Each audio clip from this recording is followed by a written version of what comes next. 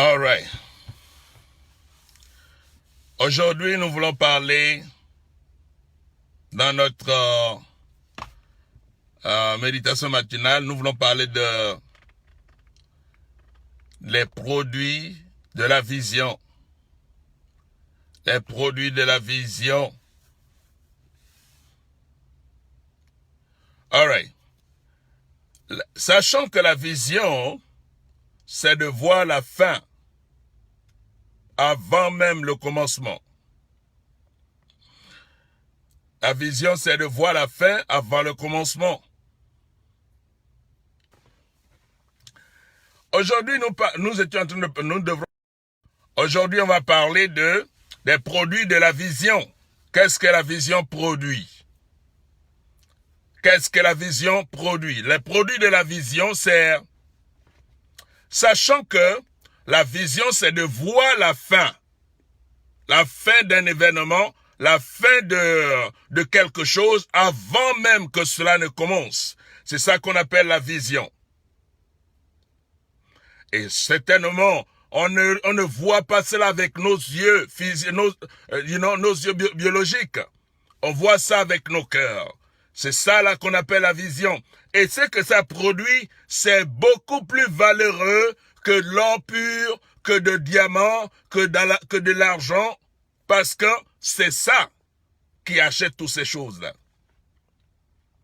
C'est la vision qui te donne le pouvoir d'acheter toutes ces choses-là dans ta vie.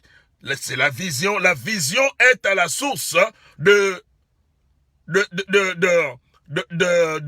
la mise en valeur de tout ce qui est créé. C'est la vision.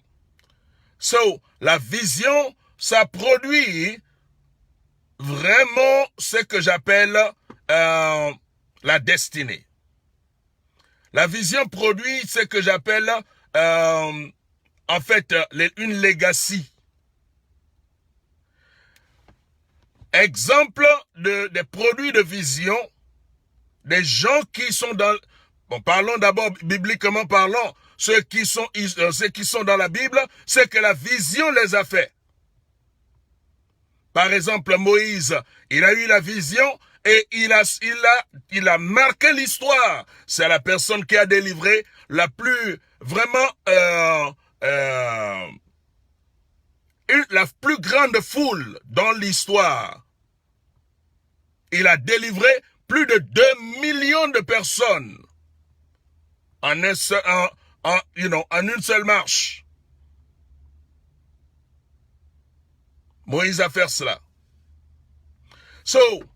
Pour parler de l'histoire humaine, nous voyons que le produit de la vision dans la vie de Nelson Mandela, il a fait que, malgré qu'il sait que il peut mourir comme ça, sa vie peut terminer comme ça, le gars il est resté tenace. Et ce qu'il a vu s'est matérialisé. Ça, c'est le produit de la vision. Il est devenu président d'un pays qu'il a complètement déshumanisé pendant presque toute sa vie. Il est devenu président de cette nation. Pour parler des produits de la vision, Martin Luther King Jr. a dit qu'il a une vision.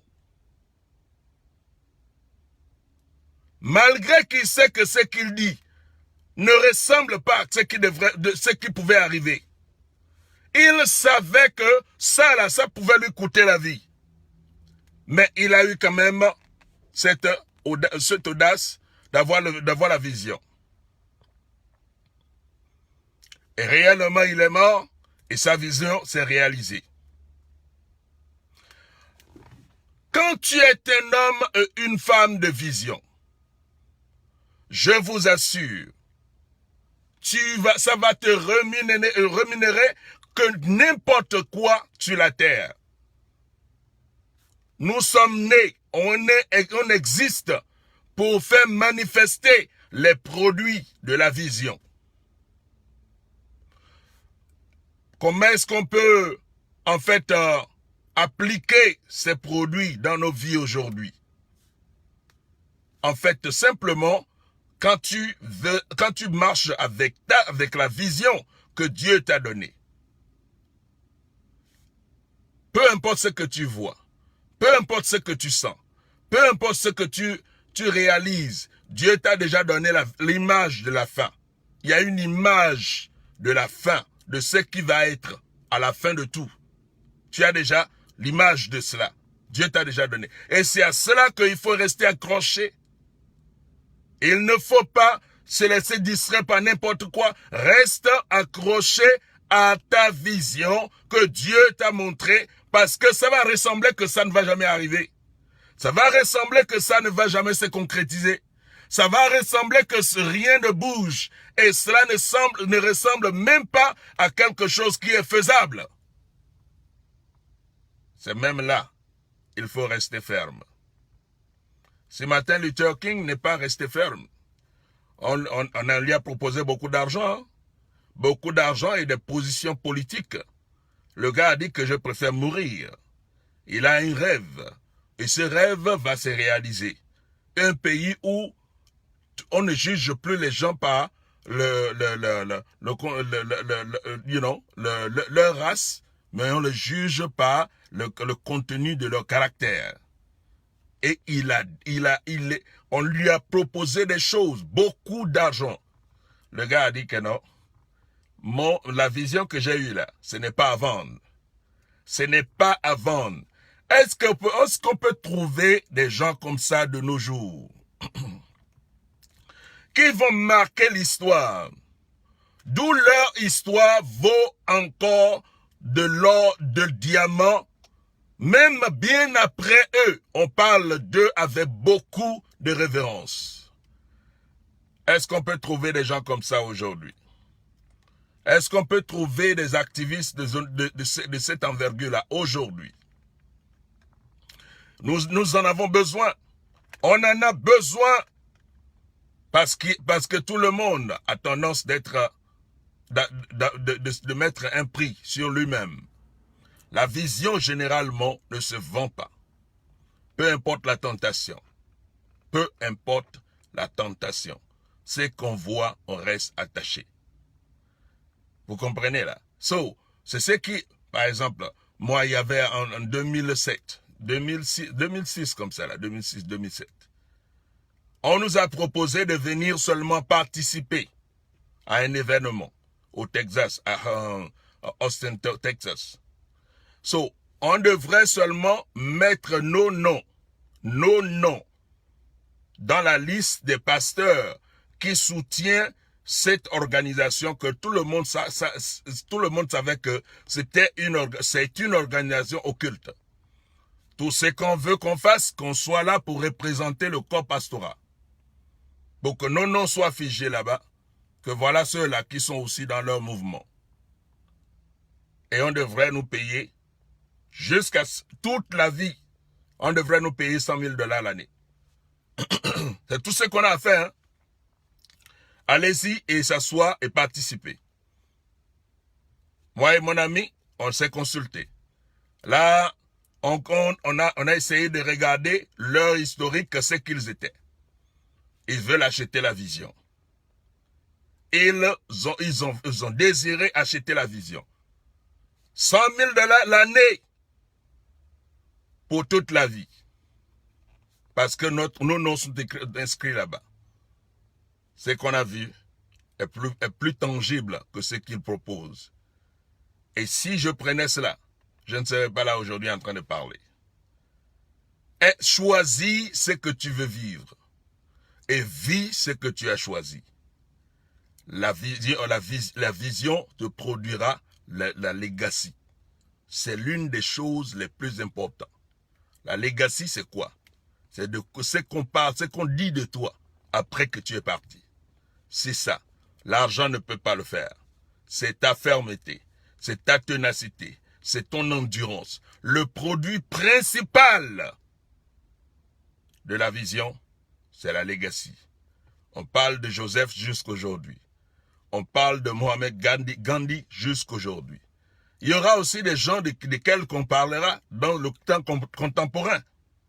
Okay, écoutez, quelque chose me passait à l'esprit. Vous savez que la vision ne se voit pas quand on est entouré de la foule. Je vais terminer en disant, voici ces gens-là qui n'ont rien à voir et qui n'ont jamais peut-être eu le concept que c'est Dieu qui leur a donné, cette manière de naviguer et d'explorer le monde de l'esprit. Quand je parle de monde de l'esprit, c'est que ils explorent leur propre esprit pour aller puiser les choses qui n'existent pas encore. C'est ça qu'on appelle la vision. Et la personne qui a marqué cette génération, c'est Bill Gates. Peu importe ce qu'on peut dire de lui. Le gars a eu une vision. Et tout ce qu'on fait aujourd'hui gravite autour de son concept. Tous ceux qui utilisent l'Internet, le Microsoft ou, je vous dis, les ordinateurs, ça gravite autour de son concept. Même le Apple, c'est toujours autour du concept de Bill Gates. Il a vu qu'il pouvait inventer quelque chose. Comment est-ce qu'il a vu ça? Il est parti explorer son esprit. Parce que toi aussi, tu as un dépôt dans ton esprit. Et le fait que cela n'est pas en train de se concrétiser, le fait que tu ne travailles pas, cela ne veut pas dire que Dieu n'a pas déposé quelque chose dans ton esprit. Écoutez, tout le monde a un esprit et Dieu a fait un dépôt dans l'esprit de tout un chacun. Et tu ne pourras pas tirer et ou soit investiguer l'avenir, de savoir ce qui va arriver et de pouvoir commencer à le faire aujourd'hui si tu ne donnes du temps pour vraiment méditer dans ton esprit pour voir ce que Dieu a déposé. Qu'est-ce qui n'est pas encore fait? Qu'est-ce que tu peux faire pour aider l'humanité? Qu'est-ce que tu peux faire pour que cela devienne serviable à l'humanité pour toute l'existence? Qu'est-ce que tu peux faire? C'est dans ton esprit. Et tu ne peux obtenir cela que seulement si tu décides à méditer ou à vraiment rentrer. D'abord, pour que tu explores dans ton esprit, premièrement, il faut que tu crois. Tu dois croire en Dieu. Tu dois en fait, tous ceux qui font des choses extraordinaires, ces gens-là, ils ont une chose commun. C'est qu'ils croient qu'il y a une source, il y a un Dieu, il y a un lieu où la puissance, c'est qu'on appelle cela, l'énergie n'arrête pas. Ça se dispense continuellement. Et toi aussi tu peux aller là-bas. Tu disposes de cet esprit. Encore pire, je parle au monde chrétien. Tu as un esprit, l'esprit de Dieu, qui t'aide à voir les choses à venir. Oui. L'esprit de Dieu prend ton esprit pour aller investiguer et naviguer et voir des choses qui doivent arriver. Vous allez dire, parle de quoi? Vous savez que quand les sorciers vous voient, ils tremblent. Quand les charlatans vous voient, ils sont dans la panique totale. Vous êtes les êtres spirituels et les êtres spirituels amplifiés par l'Esprit de Dieu. Amplifiés par l'Esprit de Dieu. So, arrêtons de regarder ceux-là qui inventent des choses comme lui-là qui a inventé Facebook. C'est sont des demi-dieux. Non, ils ne sont pas. Ils ont seulement exploré ce que tu as et que eux, ils ont exploré le leur et ils ont tiré de là-bas ce qui pouvait se faire. Qu'est-ce que sur quel projet tu es en train de travailler aujourd'hui? Sur quel projet tu travailles? Je laisse cette question à répondre. Mais souviens-toi, le produit que donne la vision, c'est la legacy. Un nom après ta mort. Une réputation après ta mort. Et une identité après ta mort. Plusieurs générations après toi. C'est la legacy. Que Dieu te bénisse. Passe une excellente journée. Et encore, je m'excuse pour le retard. Hein? Bye. Bye bye. Que Dieu vous bénisse.